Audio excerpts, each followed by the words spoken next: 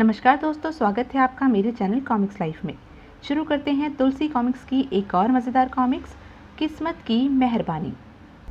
किस्मत की मेहरबानी, लेखक श्री सागर, चित्रांकन राम वायरकर, संपादन परमिला जैन। बसंतपुर गांव में चतुरी नाम का जुलाहा रहता था। उसका काम में मन ही नहीं लगता था, पक्का आलसी था वह। गांव के सभी लोग खुशहाल हैं, बस एक मैं ही फटेहाल जिंदगी जी रहा हूँ। क्यों ना मैं शादी कर लूं और घर बसाकर सुखी जीवन बिताऊं। वह अपने मुंह बोले चाचा के यहाँ पहुंचा। आओ चतुरी, आओ, आज चाचा की याद कैसे आ गई? चाचा, मैं अकेला रहते रहते ऊब गया हूँ। तो शादी कर लो, दो हो जाओगे। पर चतुरी बेटे, जो घर बसाते हैं उन्हें मेहनत मशक्कत करनी पड़ती है। मैं वचन देता हूँ चाचा, मन लगाकर काम करूँगा। अब अकेलेपन से छुटकारा दिलवा दे। तब ठीक है, समझो तुम्हारी शादी हो गई। चाचा ने उसकी शादी करवा दी। यही है हमारा गांव बसंतपुर, बड़ा खुशहाल है। चाचा, चतुरी की शादी तो करा दी, लेकिन ये निखट्टू गृहस्थी की गाड़ी चला भी पाएगा? देखो भैया, अब तो गर्दन फंसा ही दी है, जो होगा देखा जाएगा। हे भगवान, यह घर है या भूतों का डेरा? क्या सोच रही हो? भीतर चलो। दोनों मकान के भीतर पहुंचे। चमेली, तुम आ गई हो तो अब यह घर खुशहाल हो जाएगा। हाँ, सो तो है। सोचा था क्या और क्या सामने आया है। दहेज में जो मिला है, सिवाय उसके यहाँ और क्या है? दूसरे दिन यह भी तो पता चले, यह श्रीमान करते क्या हैं। एक जमाने के बाद आज खीर और पूरियां भर पेट खाने को मिलेंगी। कुछ दिन मौज मस्ती में बीते। तुम कुछ करते क्यों नहीं? यही सोच रहा हूँ। कब तक सोचते रहोगे? 2-4 दिन ही रोटी बनेगी। कुछ नहीं करोगे तो भूख को मरने की नौबत आ जाएगी। कहा ना, सब हो जाएगा 4 दिन बाद ही। अब घर में कुछ नहीं है, क्या पकाऊं और क्या तुम्हें खिलाऊं? मैं अभी आता हूँ। चमेली पछताने लगी। हे भगवान, यह आदमी तो एकदम निखट्टू है, जिंदगी की गाड़ी कैसे चलेगी? कुछ देर बाद, अरे इतना सारा सामान कहाँ से ले आए? उधार लाया हूँ। उधार लेना अच्छी बात नहीं है, कुछ करोगे नहीं तो दोगे कहाँ से? मैं मूर्ख हूँ क्या? आज उधार देने वाले कल इज्जत उतारने आएंगे, तब क्या होगा? तब की तब देखी जाएगी। कुछ दिनों बाद, सुनो, मैं कुछ दिनों के लिए मायके जाना चाहती हूँ। ठीक है, चली जाओ, मैं फिर ले आऊँगा। चमेली चली गई। चलो, कुछ दिन तो चैन से बीतेंगे। महीने भर में ही चतुरी की हालत पहले जैसी ही हो गई। अब तो कोई उधार भी नहीं देता, मांगने वालों का सुबह से तांता लगा रहता है। मुझे ससुराल जाना चाहिए, कहूँगा अब मैं खूब कमाने लगा हूँ, कुछ दिन वहीं मौज करूँगा। ना यहाँ रहूँगा, ना कर्ज मांगने वाले परेशान करेंगे। वह सुबह सवेरे ही घर से सज धज कर निकल पड़ा। यही मौका है जब मैं बिना टोका टाकी के निकल सकता हूँ।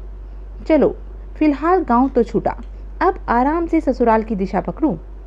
दोपहर को, हे ईश्वर, ससुराल पहुँचते पहुँचते तो मेरी दुर्दशा हो जाएगी। कोई सवारी भी तो नहीं है। तभी उसकी आंखें चमक उठी। अरे वाह, वाह रे ऊपर वाले, तेरी दया का भी जवाब नहीं। इससे बेहतर सवारी यहाँ कोई और हो ही नहीं सकती। हे खते महाराज, आप ही मुझे यहाँ से ससुराल तक की दूरी तय करा के पुण्य के भागीदार बने। वाह, कितना मासूम, सीधा और शरीफ गधा है, ठीक मेरी तरह। पीठ थपथपाकर चतुरी गधे पर चढ़ गया। चल मेरे भाई, अब अपनी चाल दिखा। गधे ने भागना शुरू कर दिया। अरे बाप रे, यह क्या हो गया इसे? चतुरी के होश उड़ गए। हे ईश्वर, इस गधे को सद्बुद्धि दो, यह चेतक के खानदान का लगता है। पर प्रार्थना का कोई प्रभाव नहीं पड़ा। हाय, मरा, बचाओ बचाओ, लगता है मेरा अंत समय आ गया है। आह! दोनों कीचड़ से भरे खड्डे में गिर पड़े। छपाक! मेरी तरफ तो ऐसे देख रहा है जैसे मैंने ही इसे कीचड़ में ला फेंका है। ठहर जा बेटा, मैं तेरी ऐसी हजामत करूंगा कि तू भी क्या याद रखेगा। अरे, यह तो भाग लिया, ऊपर से मेरी दुर्दशा भी कर गया। अब कहीं कोई नदी नाला मिले तो अपनी दुर्दशा से छुट्टी पाऊं। वह चलते चलते एक तालाब के पास पहुंचा। चलो, कीचड़ से तो छुट्टी पाऊं। इसमें अवश्य ही कोई खाने की चीज होगी। चतुरी की तभी नजर पड़ी। हट हट, अरे ओ बंदर, हट हट। कहीं पोटली बंदर ले जाता तो हो गया था मेरा उद्धार। अरे, मैं तो अपनी ससुराल के नज़दीक आ गया हूँ। अच्छा, तो यह बात है। स्नान ध्यान करके ये यहाँ धूप ले रहा है। चतुरी का दिमाग सनक गया। इसके किए की सज़ा मैं अवश्य दूंगा। मैं इसे पकड़ता हूँ। आहा हाँ, मेरे फंदे से बचा है कोई जो तू बचेगा बेटे।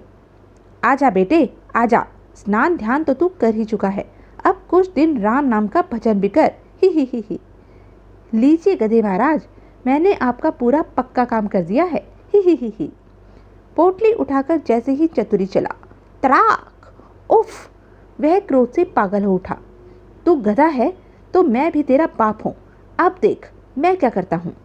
चीपो चीपो चीपो। ओह, तो तू अपने यारों को बुला रहा है। यकायक चतुरी चौंका। इतनी चीपो चीपो सुनकर कहीं इसका मालिक ना आ जाए, वरना अपनी खैर नहीं। उसने पोटली संभाली और भाग खड़ा हुआ। बेटा चतुरी, इस गधे के लिए इतना सबक ही काफ़ी है। यकायक चतुरी को याद आया, यार चतुरी, जिस गधे को तूने बांधा है वह वही नहीं है जिसने तुझे पटका था। मरने दो कमबख्त को, अब तो सीधे ससुराल चलो कुछ ही देर में। वाह, ससुर जी कितने मज़े में हुक्का गुड़गुड़ा रहे हैं, दीन दुनिया का भी होश नहीं है। तभी, अरे दामाद जी, तुम! बड़ी उम्र है, मैं आपके बारे में ही सोच रहा था और मैं आपके दर्शन करने खड़ा था। यह तो उनकी आवाज़ लगती है, वही आए हैं क्या? ससुर जी चतुरी को भीतर ले गए। अब तक नहीं आई, कहीं अभी भी नाराज तो नहीं? कैसे हो? देख लो, ठाठ से हूँ। हे भगवान, यहाँ भी यही सब? मैं तो थक गया हूँ यह सब खाते खाते। कुछ तो खा लो, फिर खाना बनाती हूँ। ये तो मिठाइयाँ देखकर नाक सिकोड़ रहे हैं, मतलब काम धंधा अच्छा करने लगे हैं। नाश्ते के बाद ही, दामाद जी बैठक में चलिए, कुछ लोग मिलने आए हैं। चलिए मैं आता हूँ। जुहार दामाद जी। राम राम दामाद जी। राम राम चतुरी जी। सबको मेरी राम राम। मुँह लटकाए एक धोबी ने प्रवेश किया। जय जय राम जी की दामाद जी। जय जय राम जी की काका, कैसे हो? अरे चौधरी, तुम्हारा गधा मिला? चतुरी का माथा ठनका। कहाँ मिला बड़के भैया, जाने मेरा राम प्यारा कहाँ भटक रहा होगा। गधा? जरा अपना हाथ दिखाइए। गधा मिल गया दामाद जी, तो सवा सेर मिठाई खिलाऊंगा। समझो मिल गया, किसी दुश्मन ने उसे खंडर जैसी जगह में बांध दिया है। वह तेजी से बाहर निकल गया। हे बजरंगबली, मुझे मेरे राम प्यारे से मिला दे, तुझे भी 1.25 रुपये का प्रसाद चढ़ाऊंगा। अरे मेरे राम प्यारे, तुझे किस दुष्ट ने यहाँ बांध रखा है? अरे मेरे प्यारे, मैं तो तेरे बिना अपाहिज हो गया था रे। चल मेरे बेटे, घर चल। लीजिए दामाद जी, मिठाई खाइए। नहीं भाई, यह सब में बांट दो, मैं इस काम में कुछ नहीं दे सकता। अरे भैया, बड़के का दामाद तो बड़ा जान पड़े है, पलक झपकते सभी कुछ बता देता है। अरे रे सासू जी, यह तो रहने ही दीजिए, यह तो खाते खाते मैं तंग आ गया हूँ। सासू जी भी सोच में पड़ गई। दामाद ने तो खीर को भी परोसने से रोक दिया, मतलब काम धंधा खूब चल रहा है। खाना खाता चतुरी चौंका। आई, मैंने तो खीर को मना कर दिया, मैं समझाता महेरी है, कितना अभागा हूँ मैं। किस सोच में पड़ गए बेटा, खाना अच्छा नहीं बना क्या? नहीं माँ जी, मैं तो अपने धंधे के बारे में सोच रहा हूँ। लगता है मेरे दामाद जी ने कारोबार काफ़ी बढ़ा लिया है, पर बेटा अपनी सेहत का भी ध्यान रखना चाहिए। इस बार तुम मुझे बहुत कमज़ोर लग रहे हो। घर पर अकेला हूँ, परेशानी तो होती ही है ना। चिंता क्यों करते हो बेटा, मैं चमेली को कल ही भेज देती हूँ। नहीं माँ जी, मैं कुछ दिन तो यहीं आराम से रहूँगा, वहाँ गया तो लोग चैन नहीं रहने देंगे। रात को, कितना मूर्ख हूँ मैं, खीर को महेरी समझ बैठा, काश मना न करता। तभी एक विचार आया, सभी सो गए हैं, क्यों ना रसोई में जाकर थोड़ी सी खीर खा लूँ। मौका अच्छा है, सभी सो रहे हैं।